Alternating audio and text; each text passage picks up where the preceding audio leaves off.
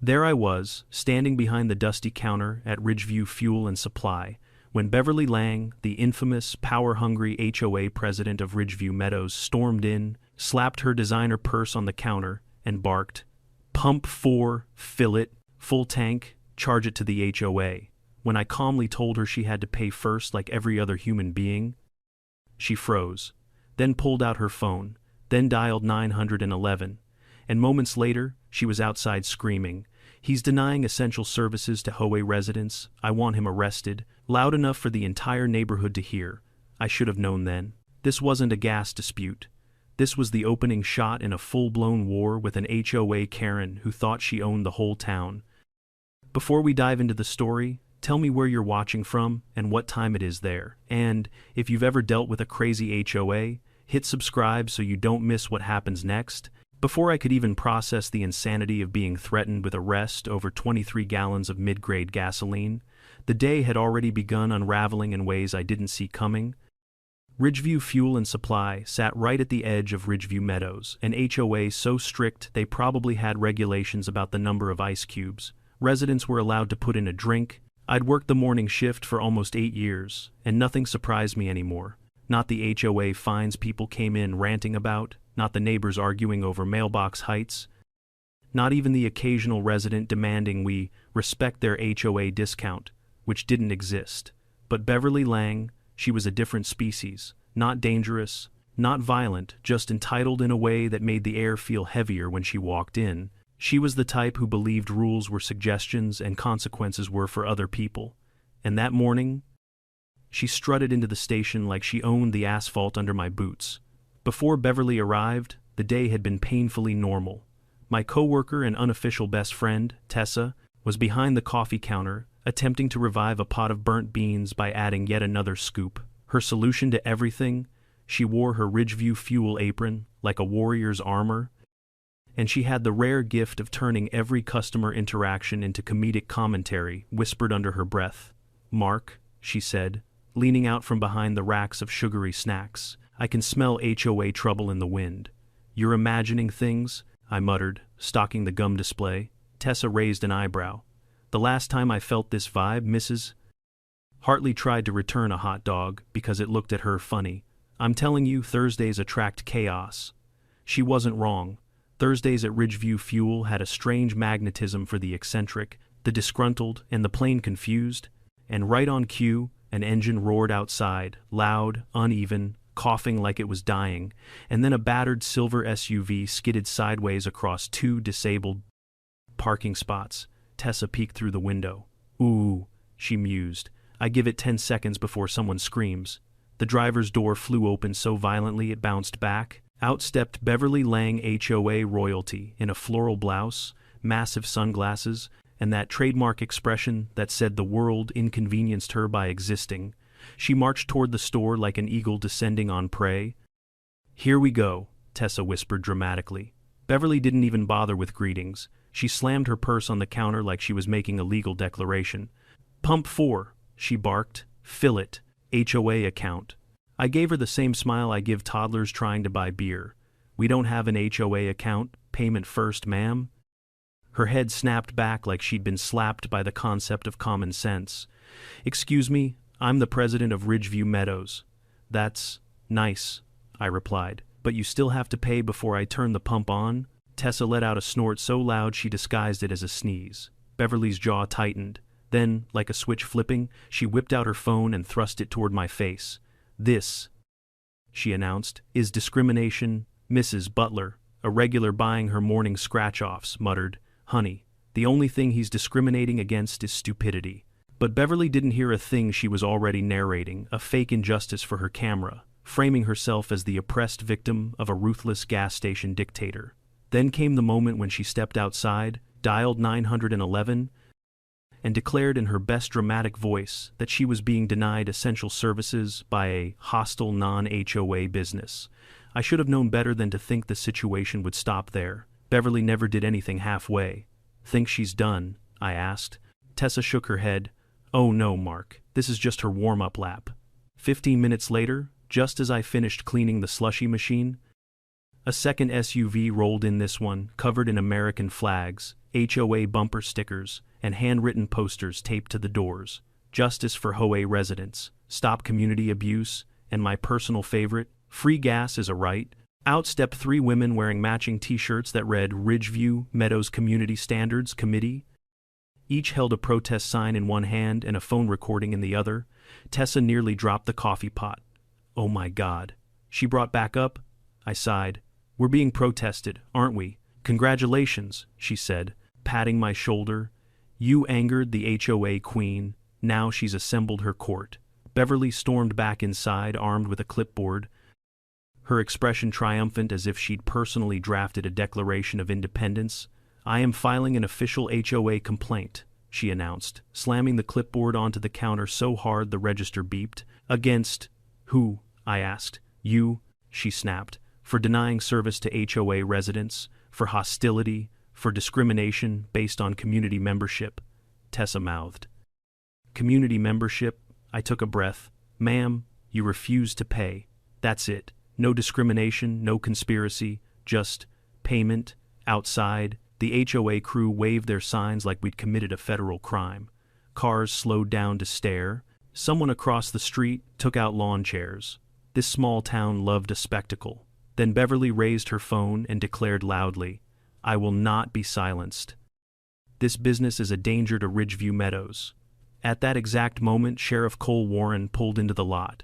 The man had the calm energy of someone who had dealt with too many HOA arguments in his lifetime. He stepped out, tipped his hat toward us, and muttered, Thursday again, huh? You have no idea, I replied. Cole listened patiently while Beverly acted out her version of reality. She pointed wildly, stomped her foot, and at one point mimed being handcuffed by an invisible assailant. When she finally finished, breathing hard, Cole simply asked, Did you pay for your gas? Her chin lifted defiantly. No. But HOA residents shouldn't have to. Cole blinked once, twice, then he said, Ma'am, this is a private business. You can't demand free gas. And you absolutely cannot call 911 for not getting it. He issued her a citation for misuse of emergency services while she sputtered and shrieked. The HOA ladies gasped like a soap opera twist had just hit. And still, I could see in Beverly's eyes that she wasn't done. Not even close. As she drove away in a fury, Tessa leaned against the counter and whispered, Mark, prepare yourself.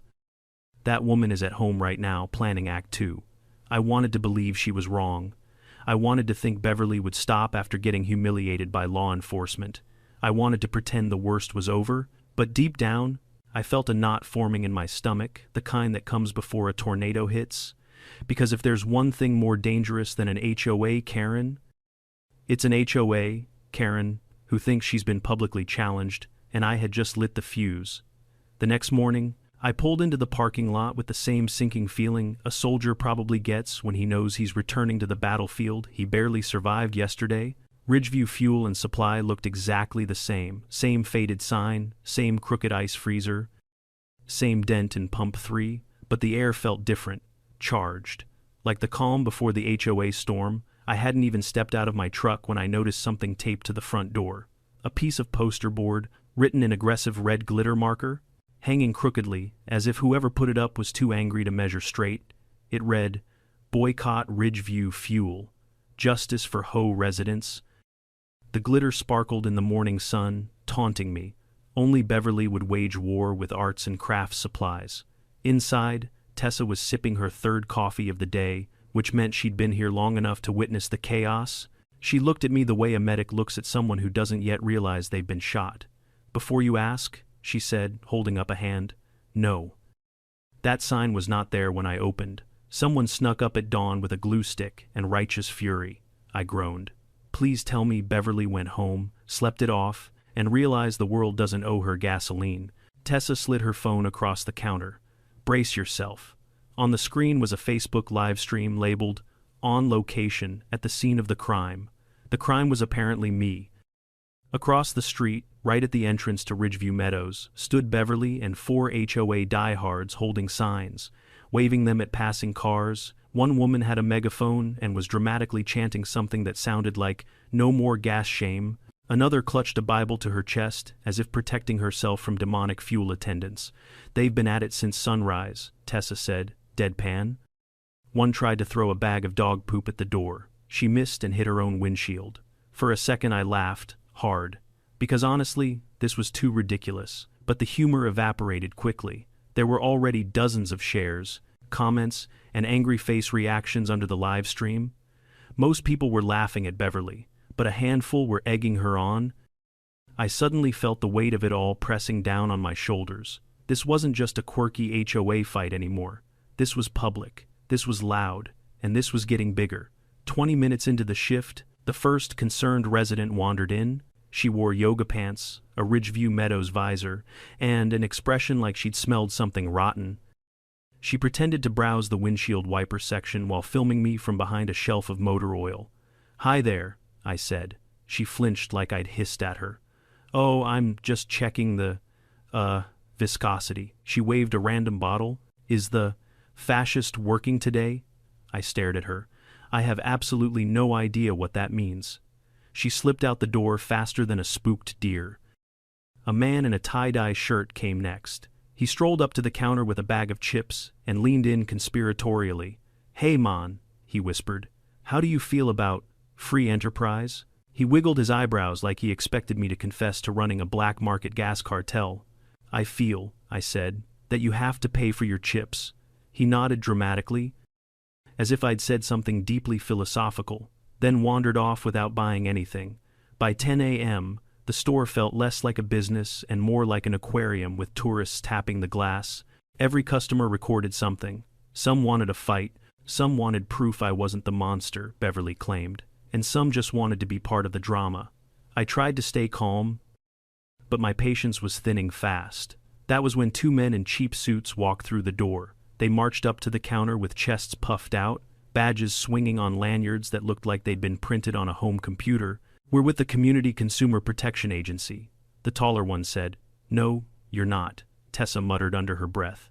"We're here," the shorter one continued, "to investigate allegations of systemic harassment, refusal of service to HOA residents, and potential violations of community economic fairness." Tessa leaned on the counter, blinking slowly. "Economic fairness. It's very serious," the tall one said. "We need to see your service policies, cashier training documents, and community compliance forms." I folded my arms. "Let me guess, Beverly sent you?" Their eyes darted away, which was answer enough. That was when Tessa struck. With the same calm authority one might use while reading sacred scripture, she reached under the register and produced a wrinkled sheet of paper. "According to corporate policy," she said, handing the paper over, "all official complaints must be accompanied by a ceremonial duck dance." Both men froze. "A what? A duck dance?" she repeated seriously. "You know, quacking, flapping arms, waddling in a circle. Otherwise, the complaint can't be processed." I bit my cheek so hard not to laugh that I nearly tasted blood. Tessa demonstrated enthusiastically, arms flapping, feet stomping, quacking like she was auditioning for a cartoon.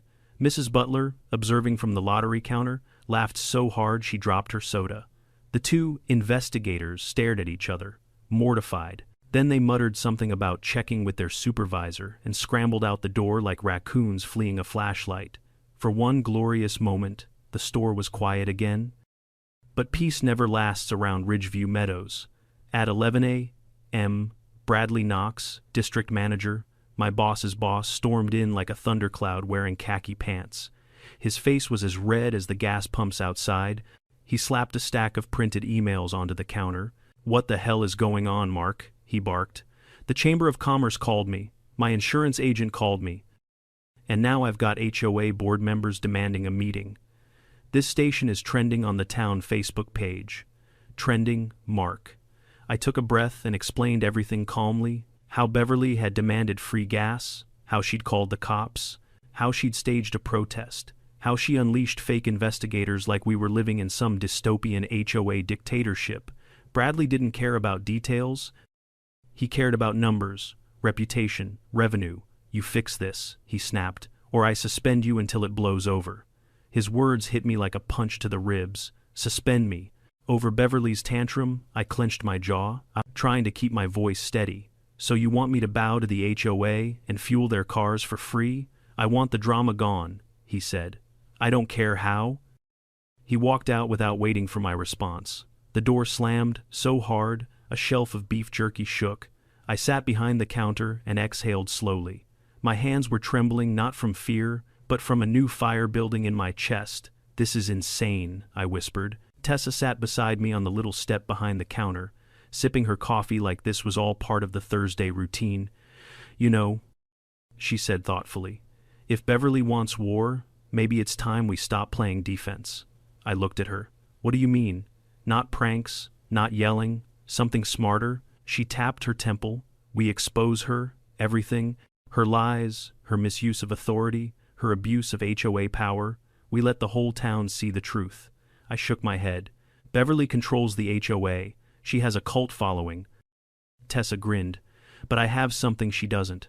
What's that? A cousin who works in the mayor's office? I blinked. The mayor, as in the mayor of Cedar Ridge. She nodded. And he owes me a favor. Part of me knew this was madness. The other part, the part that had been humiliated, threatened, filmed, and nearly suspended, was ready to fight back. Tessa leaned closer. Tonight, we gather everything. Security camera footage, the 911 transcript, screenshots from HOA groups, and tomorrow.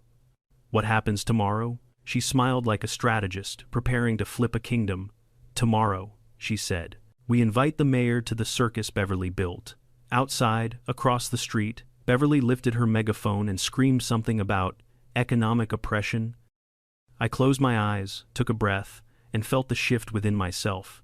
No more being intimidated, no more being painted as the villain, no more letting an HOA dictator decide my fate. If Beverly wanted a showdown, she was going to get one. And this time, the entire town would be watching. By noon, word had already spread farther than I'd ever imagined. Apparently, when an HOA president declares a gas station an enemy of the community, people take notice mostly because it's entertaining. Ridgeview Meadows residents weren't exactly strangers to drama. Most of them lived under the constant fear of fines for harmless offenses, like leaving a garden hose visible or choosing the wrong shade of beige paint.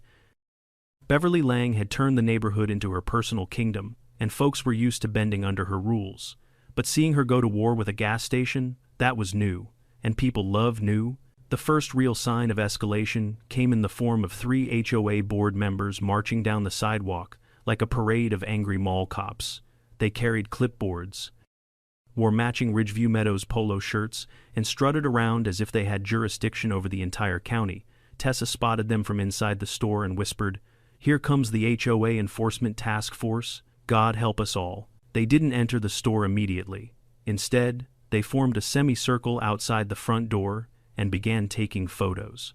Photos of the pumps, photos of the trash cans, photos of the security cameras, photos of me, through the glass, as if capturing images of a dangerous wild animal. Tessa waved joyfully at them. They didn't wave back. Finally, one of them, a man with an unfortunate mustache that looked like it had been drawn on with a marker, stepped inside. He held out a clipboard like it was evidence in a crime investigation. "Sir," he announced, "we are filing a community standards violation." I blinked. "Against who?" "Against you," he said triumphantly, "for refusing service to residents of Ridgeview Meadows." I stared at him. "Sir, this isn't an HOA property. You cannot file." He thrust a pen toward me. "Sign here to acknowledge the violation." I pushed the clipboard gently back toward him. Respectfully, no. The man looked personally offended that I didn't crumble in fear of Beverly's kingdom. His mustache twitched. "This will be escalated," he threatened. Tessa leaned over the counter. "Sweetie," she said kindly, "you're wearing Skechers and a polo shirt, not a badge. Please go away before you sprain something." He gasped and stormed out, shouting at the other board members. They huddled like a football team planning the next disastrous play. But Beverly wasn't done. She arrived minutes later, flanked by 2 SUVs and at least a dozen HOA supporters waving new signs. These weren't handwritten anymore. No glitter, no poster board. These were professionally printed, glossy, bold, dramatic fonts. "Stop business discrimination. Restore HOA rights. End hostile service practices," Tessa whispered. She made posters. "Mark, She had posters printed, "This woman is a menace with a credit card." And Beverly herself, she carried a megaphone the size of a toddler. She climbed onto the curb as if ascending a stage and began speaking to a crowd that had grown from curious bystanders to full-fledged spectators. "This business," she declared, pointing directly at our store, "has engaged in targeted harassment against our HOA community. They refused our right to service. They denied our essential needs, and today, we stand united. Pay for your gas," a man across the street shouted. The crowd laughed. Beverly glared at him. "We stand united," she continued, "against oppression." Oppression, a strong word. Usually used for actual injustices, Beverly was applying it to gasoline. I wiped a hand down my face. Soon, cars began slowing down just to witness the spectacle. Some drivers honked supportively, not necessarily for Beverly, but because people love honking. Someone set up a lawn chair. A teenager live-streamed while eating a bag of chips like it was a movie. The dramatic music practically wrote itself. Inside the store, Tessa had her phone out, texting rapidly. "What are you doing?" I asked. "Operation Expose Beverly," she said. "I'm inviting the mayor." "You actually did that?" "Oh yeah," she said. "I told him there was a civil rights protest happening at the gas station," he said. "On my way." I froze. "You told him what?" Tessa shrugged. "Relax. He knows what this town is like. He probably assumed it involved Beverly anyway." The wave of chaos continued. More HOA supporters arrived. More cameras appeared. Someone brought a cooler of snacks, turning the protest into a tailgate party. One HOA lady handed out pamphlets titled, "Protect Our Community from Hostile Businesses." I flipped one open. Inside, there were bullet points accusing us of gas pump discrimination, emotional harassment, unfair fuel practices, cultural insensitivity toward HOA residents. "What does that even mean?" I asked aloud. Tessa peeked over my shoulder. "It means Beverly owns a thesaurus." The situation escalated further when another car arrived, this one, a shiny black sedan with tinted windows. For a moment, the entire crowd went silent. Even Beverly lowered her megaphone. The car door opened, and out stepped Sheriff Cole. In full uniform, sunglasses on, arms crossed, he walked over slowly, as if he were approaching a gathering of raccoons who might bolt at any sudden movement. The HOA supporters murmured, "Is he here to arrest the gas guy? I bet if Beverly insists, he has to." No. "He's here to protect HOA rights," Tessa whispered. "He's here because I texted him too." I stared at her. "You what?" "Look, I invited everyone important. If Beverly wants an audience, she's getting one." Cole didn't say anything at first. He looked over the crowd. He looked at the signs. He looked at Beverly. Then he sighed so loudly the whole neighborhood heard it. "All right," he said. "What now?" Beverly marched up to him, megaphone nearly clipping his chin. "Officer," she declared, "this business is engaged in discriminatory conduct against our HOA. They are targeting residents. They are denying services. We demand justice." Cole blinked. "Ma'am, they told you yesterday to pay for your gas." "This is bigger than gas," Beverly insisted dramatically. "This is about community safety." "Ma'am," he said again, "it is a gas station, not a war zone." But Beverly didn't hear him. She turned back to the crowd, ready for Act 2 of her speech. Then another car arrived. A sleek black SUV, polished, official. This time the silence was complete. The mayor stepped out. Mayor Dan Huxley wasn't a man who enjoyed drama, but he enjoyed order. And right now, this intersection looked like a circus. He adjusted his jacket, walked forward, and surveyed the madness. Beverly rushed toward him. "Mayor Huxley," she cried, "thank goodness you're here." He held up a hand. "Beverly, before you begin, why is half the neighborhood blocking the gas station?" She launched into a frenzied recap that included words like oppression, discrimination, hostile workplace, violation of HOA dignity, and of course, economic abuse. The mayor listened, patiently. Too patiently. That was the first sign he was about to destroy her. When she finished, he clasped his hands behind his back. "Beverly," he said, "did you pay for your gas?" The crowd went still. Beverly blinked. "That's irrelevant." "It's extremely relevant," he replied. Then, like reading from a script, he calmly and publicly recited her history of HOA overreach, threatening to sue neighbors over seasonal wreaths, trying to ban chalk drawings on sidewalks, filing complaints over wind chimes, attempting to enforce a curfew on non-HOA residents who live nowhere near Ridgeview Meadows, even trying to pass a rule banning excessively joyful laughter after 9 p.m. People in the crowd nodded, some chuckled, a few actually clapped. Beverly's face turned a shade of red I'd never seen on a human before. "This community," the mayor continued, "is tired of your theatrics," she sputtered, trying to respond, but the mayor simply raised his hand again. "And for the record," he added loudly, "this gas station is not under HOA jurisdiction. You cannot demand free services, you cannot weaponize your position for personal gain, and you absolutely cannot stage protests that block public access." The crowd erupted, some laughing, some cheering, some recording. Beverly looked around frantically, realizing her loyal supporters were no longer loyal. Their signs slowly lowered, their phones stopped recording, some quietly backed away.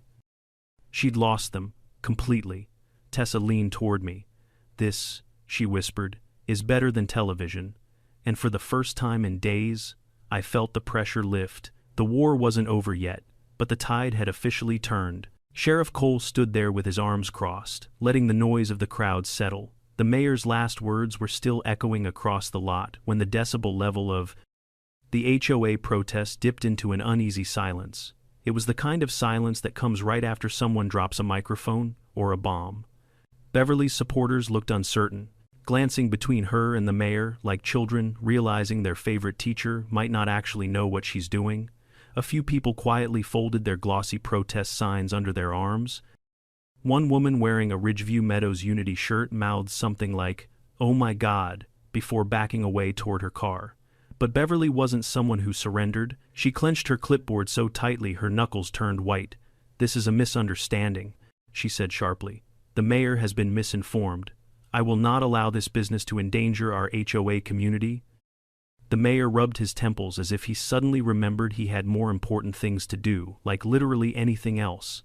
"Beverly," he said with a tired sigh, "please don't make this worse." But she was already marching back toward the crowd. Megaphone raised. "Everyone stay strong," she shouted. "We have rights, and I will not be bullied by." That was when a man in a lawn chair yelled, "Lady, go home." The crowd laughed. It wasn't cruel laughter, not yet, but it was enough. Enough to crack her confidence, enough to rattle her. The shift in energy was immediate and obvious. A few HOA board members stepped back, someone lowered their phone. A couple of kids sitting on bikes whispered to each other and pointed at her with wide, amused eyes. It wasn't a protest anymore. It was a spectacle. Inside the store, Tessa whispered, "Okay, that's the beginning of the end. Watch this." She was right. The mayor turned to Sheriff Cole. "Do we need to clear this area?" Cole nodded. "We do. They're blocking access to a business and impeding traffic. Plus, I'm not dealing with another Facebook riot." He walked toward the crowd with the calm confidence of someone who had eaten worse problems for breakfast. "All right, folks," he announced. "You've had your say, but this isn't an HOA meeting. This is a public lot. You're not allowed to obstruct customers or harass employees." He paused deliberately. "And no," he added, "free gas is not a constitutional right." That earned more laughter. Beverly pushed forward again, voice trembling in frustration. "Sheriff, you're supposed to be neutral." "I am," Cole replied evenly. "That's why I'm enforcing the law, not HOA fantasies." Her jaw worked like she was chewing invisible gum. She opened her mouth to speak again, but before she could, someone approached Cole, one of the HOA board members. A soft-spoken older man named Henry who looked like he hadn't had a good night's sleep in years. "Sheriff," Henry said nervously, I think Beverly may be acting outside the board's approval." That sentence hit Beverly harder than anything I'd ever seen. "Henry," she snapped, "you will not embarrass the HOA like this." He stepped back, startled. "But you never called a vote?" "I don't need a vote," she screamed. The mayor raised a brow. "Yes, Beverly, actually, you do." The tension snapped like a rubber band. Several other HOA members suddenly found their voices. "We didn't agree to any of this," a woman admitted. "She told us the gas station committed a hate crime," another whispered. "I thought there was a safety issue," someone added. "She said there was an explosion," the crowd murmured. Tessa elbowed me lightly. She said, "What?" Even Sheriff Cole couldn't help but let out a disbelieving scoff. Beverly, there was no explosion. She dug her nails into her clipboard. I was making a point. A false point, the mayor clarified. One that caused panic, disrupted traffic, wasted law enforcement time, and created a disturbance. Beverly's eyes darted wildly. She was unraveling. No, she hissed. No, this is not how this ends. You don't get to embarrass me. I am the HOA president. I represent this community. That was when Henry stepped forward again, this time with surprising courage. No, he said firmly. You represent yourself, you act without us, you misuse funds, you start fights with businesses, you fine people for having the wrong colored bird feeder. She fined me, someone in the crowd shouted, for drying towels on my own porch. She fined me, another added, for leaving my garage door open for 14 minutes. The murmurs rose into open complaints. The momentum was shifting fast. Beverly was losing control of her own army. She tried to climb onto a nearby bench to regain height and authority, but it only made her look more unstable. Listen to me, she screamed, but nobody did. Phones were out, people were recording, laughing, whispering, watching her meltdown unfold like a season finale of HOA Housewives, and then the moment Tessa had been waiting for, Cole calmly said, Beverly Lang, based on your misuse of emergency services yesterday and your continued obstruction today, I'm issuing you a second citation. The crowd gasped. Beverly nearly toppled off the bench. You can't, she stammered. This is political retaliation. No, Cole corrected. This is consequences. As he wrote the citation, Beverly's breathing grew erratic. She looked around desperately for support, any support, but all she saw were faces avoiding her eyes. Her clipboard slipped from her hands and clattered onto the pavement. I will sue all of you, she whispered. Every single person here, you'll regret this. Nobody replied. Instead, the mayor turned toward me toward the gas station and said in full view of everyone, for the record, this business did nothing wrong. They followed the law. They treated a customer like they treat everyone else. And Beverly's behavior is unacceptable. When he said it out loud, publicly, it felt like a boulder lifting off my chest. For the first time since this nightmare began, I felt vindicated. Tessa pumped her fist in the air behind the counter. Yes, the mayor is our new mascot. But the finale wasn't over yet. As Cole handed Beverly the citation, Henry cleared his throat and spoke loud enough for the crowd to hear. I hereby call for a vote of no confidence in our HOA president. Several people gasped. Effective immediately, Henry continued. We should schedule an emergency HOA meeting to remove Beverly from her position. The crowd erupted not in chaos, but in agreement, applause, cheers, a few relieved groans. Beverly's face contorted into something between fury and disbelief. You can't do this, she shrieked. I am the HOA. No, Henry said gently. You were. And with that, Beverly truly ran to her SUV, slammed the door, and sped away. Her tires screeching dramatically as a protest sign fluttered off her hood like a defeated flag. Everyone watched her disappear down the road. Then, slowly, the crowd dissolved. People folded their chairs, packed their coolers, deleted the angry posts they'd made overnight. Some even apologized to me personally before leaving. The chaos evaporated as quickly as it had arrived. Inside, Tessa leaned against the counter and exhaled. Wow, she said. That was beautiful. I nodded slowly. I think we just witnessed a political coup. And it was free, she added cheerfully. Not even pay-per-view. I laughed, really laughed for the first time since Beverly walked into my store demanding free gas. The worst seemed over, or so I thought. The parking lot slowly returned to normal after Beverly's dramatic retreat, but the emotional whiplash still rattled through my chest. One moment, I was bracing for an HOA-led civil war. The next, the mayor himself had publicly declared my innocence while the entire neighborhood turned on their own president. It felt surreal, like watching a building collapse in slow motion, except the building was Beverly's ego. Tessa wandered outside to pull down the crooked glitter sign still taped to our window. She held it up, amused. Should we frame this? I feel like it's historic. Burn it, I muttered, rubbing my eyes. Or sell it online. Someone out there collects HOA memorabilia.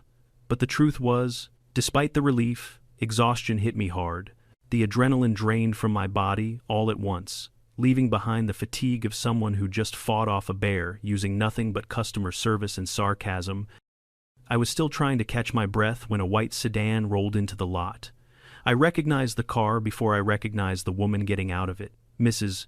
Helens, a sweet elderly resident of Ridgeview Meadows who came in every week for scratch-off tickets and diet soda.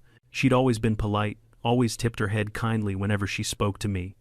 Today, she had flowers. She shuffled toward me with a small bouquet wrapped in plastic. "Dear," she said gently, "I want to apologize for all of that." "All of what?" I asked. Even though I knew exactly what she meant, she waved her hand vaguely in the direction of the neighborhood.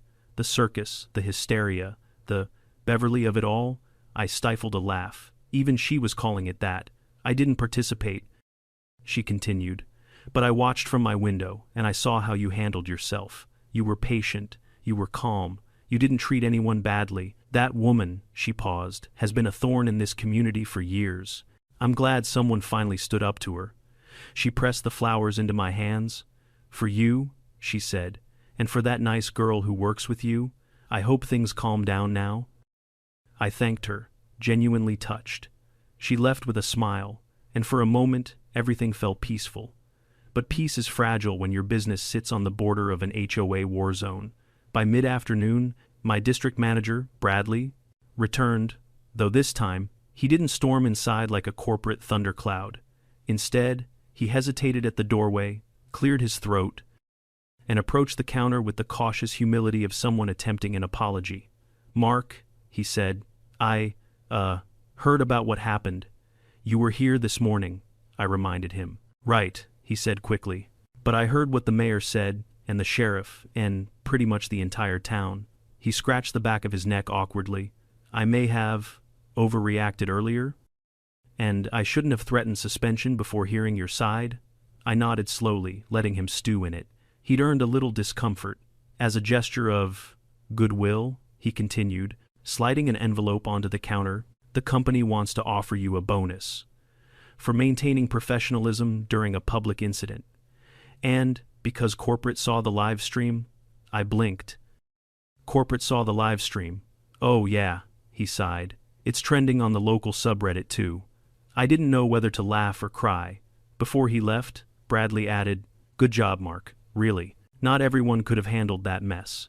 It wasn't the warmest apology ever, but in Bradley speak, it was practically a sonnet. Tessa elbowed me as soon as he walked out. "Look at you," she whispered. "Hero of the working class, champion of the gas pumps, slayer of HOA tyrants."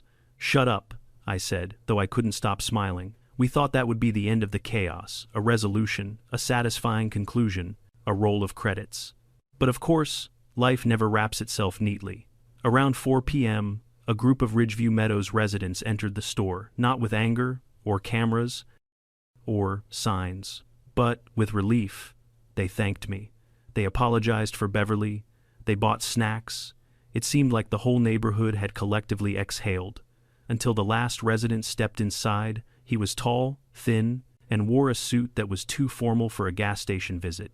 His shoes were polished, his hair slicked back. He introduced himself with a sharp handshake. "I'm Richard Lawson," he said, "the interim president of the Ridgeview Meadows HOA." My heart stopped. "Interim what now? President?" he repeated. "Beverly was removed during an emergency board meeting this afternoon," Tessa gasped. "They actually voted her out," he nodded. "We've been needing to do it for a long time. Your incident was simply the final straw." He reached into his briefcase and pulled out a letter, professional, embossed, official-looking. "We drafted this apology on behalf of the entire HOA. We also want to assure you that no resident should ever expect special treatment, free services, or anything outside the bounds of normal business practice." I took the letter slowly, still stunned. "And," he added, lowering his voice, "we will be conducting a full audit of Beverly's actions, including her misuse of HOA funds. There may be consequences." "Oh, there will be," Tessa muttered. Richard offered one last handshake before leaving. "Thank you for your patience, Mr. Dawson, and your integrity." After he left, Tessa leaned on the counter like she was melting. "I can't believe it," she said breathlessly. You dethroned an HOA Karen? You're like a medieval knight? A legend? The Beverly Slayer? Tessa? I groaned. No, seriously, I feel like we need t-shirts. Despite her teasing, a quiet sense of pride grew in my chest, not because I wanted to be a hero, not because I wanted attention, but because I had stood my ground when it mattered, even though it would have been easier to cave. And it was finally over. Or so we believed. We closed the shop at 8 and stepped outside into the cool evening air. The sunset cast long shadows across the parking lot, and for the first time in 2 days, I felt peace, not the fragile kind, but the real kind. The kind that fills your lungs and settles your mind. Tessa locked the door behind us. You did good, Mark. We did good. I corrected. She smiled. Okay, but I'm taking credit for the duck dance thing. We stood there for a moment, sipping sodas, staring at the quiet road. Then, from far down the street, a pair of headlights appeared. A lone SUV, slow, creeping. My entire body stiffened. No, I whispered. Not her. Please, not her. The SUV rolled closer, and the familiar silhouette behind the wheel became clear. It was Beverly. Her face was pale, her hair disheveled, her eyes wild, not with anger this time, but with something hollow. She didn't stop, she didn't honk, she didn't shout. She simply drove past us at a crawl, staring straight ahead. For the first time, she looked small, human, broken. The SUV disappeared into the night. Tessa exhaled. Well, that's haunting. I nodded silently. The war had ended, Beverly had lost her crown, but the aftermath, the echoes of her downfall would linger in Ridgeview Meadows for a long time, maybe forever. The next morning, the world felt different, not calmer. Exactly, but emptied out. Like the air after a thunderstorm, still heavy, still charged, but quiet in a way that didn't feel natural. I drove toward Ridgeview Fuel and Supply, half expecting to see police tape, or protest signs littering the ground, or a giant HOA banner demanding justice. Instead, the lot was peaceful, too peaceful. Tessa arrived a few minutes later, coffee in hand, hair still half-tamed from sleep. She looked around cautiously, as if expecting Beverly to leap out from behind a pump like a suburban goblin. It's quiet, she whispered. Yeah, I said. And I don't trust it, she snorted.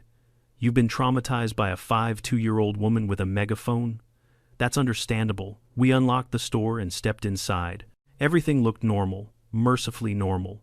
But when I turned on the register, a notification popped up, one I didn't want to see, 67 new messages on our business voicemail. Oh no, Tessa murmured. We're still famous. I decided to ignore the messages until I had at least 1 cup of coffee in my system. But peace didn't last long. At 9:17 a.m., just as I took my first sip, a black truck pulled into the lot. A man climbed out, broad-shouldered, wearing sunglasses, and carrying a clipboard. Tessa stiffened. Please tell me that's not another HOA inspector. He entered with a calm confidence. Unlike the jittery fake investigators Beverly had sent, he approached the counter. Morning, he said. I'm Todd Maddox, County Code Enforcement. My stomach dropped. Oh, can I help you? We received several complaints filed yesterday regarding your business, he said, flipping through his clipboard. Allegations of unsafe practices, structural negligence, and non-compliance with community ordinances. Tessa groaned loudly. Beverly, it's Beverly again. The ghost of HOA past has risen. Todd gave a sympathetic nod. I figured half the town has already called to warn us she was on a rampage, but I still have to check the reports. Go ahead, I said, resigned. He walked the store, inspected the pumps, checked the fire extinguishers, glanced over our posted permits, and looked slightly confused when he opened the supply closet and found nothing but paper towels and a lonely mop. After 30 minutes, he returned to the counter. Well, he said, clearing his throat, I'm happy to report that this is the most compliant gas station I've inspected in 2 years. I blinked. Seriously? Oh yeah, he chuckled. I've had stations where the fire suppression system was held together with duct tape. You guys are practically textbook perfect. Relief washed through me. Todd leaned in, lowering his voice. Between you and me, Mark, we're used to Beverly. We get at least 1 false complaint a month. She once tried to report a swing set as an unlicensed structure. That tracks. Tessa mumbled. I'll close the case, Todd said. No violations, no fines, and if she files anything else, I'll redirect it straight to the HOA board. He gave a friendly wave and left. The moment the door closed, Tessa burst into laughter. The woman has officially lost her teeth. She can't even weaponize code enforcement anymore. I'll drink to that, I said, raising my coffee. But the universe wasn't done. Not yet. Around noon, a man in his late 40s wearing a Brooks Brothers suit entered the store. He carried a leather briefcase and moved with a kind of polished authority that set off alarm bells in my head.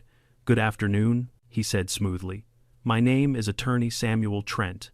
I represent the Ridgeview Meadows Homeowners Association. Tessa choked on her gum. They lawyered up. Samuel adjusted his tie. I'm here to discuss the potential civil liabilities stemming from yesterday's events. I stared at him. Civil liabilities? Against who? Me. The business? The HOA board is evaluating damages to community reputation, he replied, and how the gas station's actions may have contributed. I actually laughed. It came out high-pitched and borderline hysterical. Your client Beverly staged a protest, blocked access to my business, and screamed through a megaphone that we were oppressing her right to gasoline. Samuel nodded calmly. Yes, and she alleges your refusal to provide service ignited the situation. I didn't refuse service, I snapped. I refused free gas. Tessa crossed her arms, stepping closer, and your precious HOA president called 911 because she didn't want to swipe her card. Regardless, Samuel continued, the board is obligated to explore all avenues. I felt the floor tilt beneath me. The relief from earlier evaporated. So, you're suing us, he hesitated. Not exactly. The board is divided. Some members believe Beverly acted alone. Others fear that if no action is taken, she may sue the HOA herself for lack of support. They're trying to decide on the cleanest legal direction. Tessa threw her arms in the air. Unbelievable. She nuked her own HOA, and now she's threatening to sue them. Samuel sighed. I'm not saying she has a case. I'm saying she is. Persistent. He placed a card on the counter. If the HOA decides not to pursue action, you won't hear from me again. But if Beverly pushes her narrative, we may require a statement from you. As he left, Tessa muttered, I swear, Beverly is like glitter. Even when you think you've cleaned it all up, there's always some stuck somewhere. I couldn't help but agree. The afternoon came and went in waves. Some customers came in just to gossip. Some thanked me again. Some wanted selfies as if defeating an HOA tyrant had made me famous. Word spread fast that Beverly had been officially removed as HOA president, and the town was already making memes. Tessa showed me her favorite, Beverly's face photoshopped onto a gas pump with the text, "Insert drama to begin." I thought that might be the last of it. But the real twist, the one I never saw coming, showed up at 5:42 p.m. The bell above the door jingled softly. I looked up, already expecting another apology bouquet or a curious resident. Instead, Beverly herself walked in. No sunglasses, no megaphone, no clipboard, no entourage. Just Beverly, small, tense, and strangely quiet. Tessa froze mid-sip of her soda. Beverly approached the counter, eyes tired, shoulders slumped. She looked like someone who hadn't slept since the earth cooled. "Mark," she said softly. I blinked. Hi." She swallowed hard. "I didn't come to fight." Tessa raised an eyebrow. That would be a first, but Beverly ignored her. Her voice was shaky. "I came to apologize." Time stopped. The soda machine hummed in the background. A fly buzzed against the window. Somewhere outside, a car honked. But inside the store, the world held its breath. "I lost my position today," she continued. "My reputation, my standing, everything I built in that community." Tessa mumbled, "Built or terrorized." Beverly winced, but kept her gaze on me. "I don't expect forgiveness, and I know I embarrassed myself. The entire town saw it. But I panicked." "About what?" I asked carefully. She hesitated, then, "Control." She exhaled shakily, as if admitting it hurt. "When I felt like I was losing control, I overreacted, and I dragged everyone into my mess, including you. I didn't know what to say." She looked at me, eyes glossy. "You didn't deserve that. I'm sorry." Tessa stared. Stunned into silence for the first time in her life, Beverly took a small envelope from her purse and placed it on the counter. "I withdrew all complaints," she said. "Everything, even the ones I filed with the county. This is a written statement confirming it." I hesitated, then picked up the envelope. Inside was a signed letter, retracting every accusation. She stepped back. "That's all? I won't bother you again." And with that, quietly, without theatrics, she walked out. Tessa whispered, "Well, damn. Character development?" I didn't know how to feel. Relieved? Suspicious? Grateful? Maybe all of it? Or maybe Beverly's downfall had shaken her enough to see herself clearly for the first time. Whatever the case, the war was finally over. The store felt lighter, so did I. As the sun dipped behind the rooftops of Ridgeview Meadows, casting long shadows across the quiet street, I realized something. This wasn't just about gas. It had never been about gas. It was about standing firm when someone tried to use power they didn't deserve, about refusing to yield to intimidation, about letting truth win even when lies screamed louder. And somehow, despite everything, we had survived. The next few days rolled in quietly, almost suspiciously so.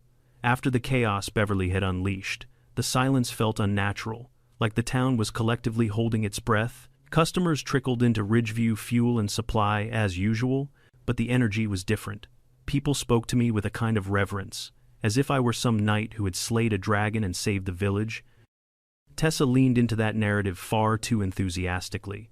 Every time someone brought up the incident, she'd clap me on the back hard enough to bruise and announce, "Yep, that's our mark. Defender of pumps, protector of receipts, the HOA's worst nightmare." I'd roll my eyes, but, truthfully, part of me was proud. I hadn't set out to challenge the HOA, or to expose their tyrant queen, or to become a meme on the Cedar Ridge Facebook page. I just wanted to do my job without being arrested for refusing to hand out free gasoline. But something about standing up to someone who had bullied an entire community, it felt good, right, long overdue. Still, I kept waiting for the other shoe to drop, for another complaint, another protest, another SUV, covered in handmade posters. Trauma does strange things to a man. By the fourth day, when nothing catastrophic had happened, I finally allowed myself to breathe. Life settled into a rhythm again. The pumps hummed, the slushy machine groaned. A trucker bought 3 hot dogs and an energy drink, and somehow didn't die on the spot. Everything made sense again. But there was still one last thread in this story that needed tying, and it found me sooner than I expected. Late afternoon sunlight slanted through the store windows, casting warm gold across the counter. Tessa was rearranging the candy display, mostly because she liked to eat the rejects, when the bell above the door jingled. It was Richard Lawson, the new interim HOA president. This time, he wasn't in a business suit. He wore jeans and a polo shirt, like a man who was finally free from the tyranny of mandatory professionalism. "Mark," he said, offering a friendly nod. "Mind if I talk to you for a moment?" I stepped aside. "Sure. Everything okay?" "Actually, better than okay," he smiled. "We held a formal vote last night. Beverly is permanently removed. No appeal, no loopholes, no second chances." Tessa clapped once. "I'd like to thank the Academy," Richard continued, pretending not to hear her. "We're also revising several HOA bylaws to prevent abuses of power like the ones she committed. Transparency measures, audit requirements, limits on unilateral decisions, the works." "That's good," I said honestly. "The neighborhood will be better off." He nodded, then hesitated. "There's more. We found things." My stomach tightened. "What kind of things?" He lowered his voice. "Emails, misuse of HOA funds, personal expenses charged to community accounts, unauthorized fines, misleading statements in official documents. It's a long list." I exhaled. "I'm guessing the HOA isn't ignoring it." "Definitely not," he said. "The board is moving forward with legal action. We're working with the city attorney, and," he placed a stack of papers on the counter, "we're clearing your name completely." "Was it unclear?" Tessa scoffed. Richard shook his head. "Not anymore. This is the official record of our investigation. It states that you did nothing wrong, that Beverly acted alone, and that her accusations were false." He slid the paperwork toward me. "Professional, stamped, signed by every board member. For the first time since this nightmare began, I felt the weight truly, completely lift. "Thanks," I said, and meant it. "Really," Richard smiled. "If the neighborhood gives you trouble again, call me directly. I want Ridgeview Meadows to be known for more than, well, Beverly." "She's going to haunt the place forever," Tessa muttered. Richard chuckled. "Probably, but we'll deal with it." He waved goodbye and left. As soon as the door shut, Tessa spun toward me. "Dude, you're a freaking legend." I shook my head. "I'm a guy who almost lost his job because someone demanded free gas." "A legend," she repeated, poking my chest, "with paperwork to prove it." We laughed, and for the first time, it didn't feel like relief, it felt like victory. But the story wasn't truly finished until the universe offered its closing scene. And that moment arrived that same evening. The sun dipped behind the ridgeline, turning the sky a deep orange. We stepped outside to take a break, sodas in hand, watching the road settle into twilight. The day had been calm, the kind of calm that lets your nerves finally unclench.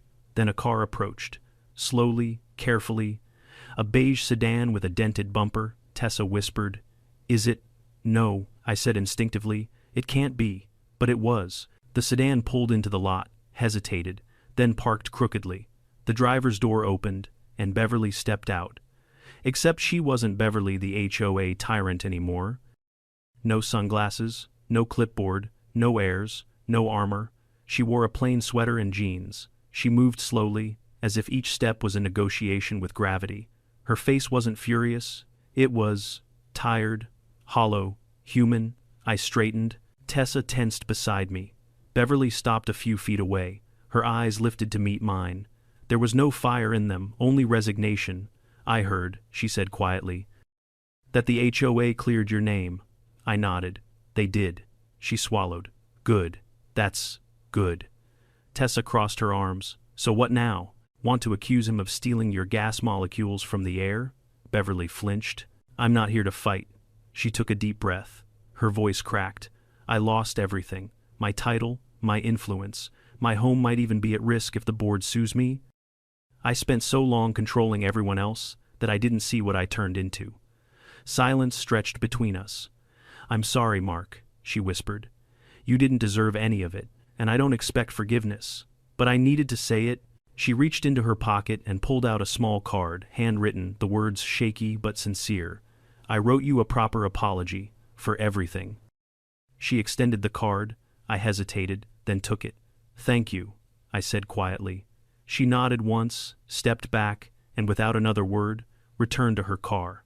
The engine sputtered, the headlights cut through the dimming light, and she drove away steadier this time. No theatrics, no screeching tires, just a quiet exit from a story that had spun wildly out of control. When the car disappeared over the ridge, Tessa let out a low breath. "Well," she said, "that's one hell of a character arc. She's still responsible for what she did," I murmured. "But maybe she's finally facing it." "Yeah," Tessa agreed. "Better late than never." We stood there for a moment, watching fireflies gather near the fence line. The world felt calm again, genuinely calm. And as I looked at Ridgeview Meadows in the distance, its neatly trimmed hedges glowing in the sunset, I realized something powerful. Sometimes you don't choose your battles. Sometimes they show up in your doorway demanding free gas. But how you stand your ground, that's what defines you. And in this strange, surreal war with an HOA, Karen, for once, the little guy won. Some battles in life don't arrive with warning signs. They show up disguised as an angry customer, a petty rule, or a person convinced the world owes them everything. But what this whole ordeal taught me is simple. You don't have to match someone's chaos to protect your peace. You don't have to bend just because someone shouts louder. Standing firm, calm, steady, and honest can turn the entire tide, even when you feel outnumbered. In the end, truth has a way of rising through the noise. Communities remember integrity, and when someone uses power to bully others, that power eventually collapses under its own weight. So, if you've ever faced your own ho Karen, remember, you're not alone, and you're stronger than you think. Now I want to hear from you. Have you ever dealt with a crazy HOA or an unreasonable neighbor? Tell me your story below, and don't forget to hit subscribe so you never miss the next wild HOA tale.